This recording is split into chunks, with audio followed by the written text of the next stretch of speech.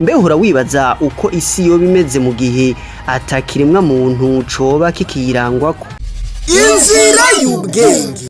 Mu gihe umuntu atoba akiri kw'isi, ibidukikije no kuvuga ivyatsi, ibiti n'amashamba vyoca bisubira kwiganzira isi, bigatotahara, ibiti bikuzura mu bisagara ahahoze abantu, mu mazu, mu nyubakwa rusangi nk'amabarabara, ibibuga vy'inkino, amasengero, amasoko n'ahandi. Ivyo bibanza vyose vyorengerwa n'ishamba, ivyatsi birandarara n'ibiti birebire bigatondera iminara nka Tour Eiffel, Statue de Liberté n'ibindi vyibutso biri kw'isi.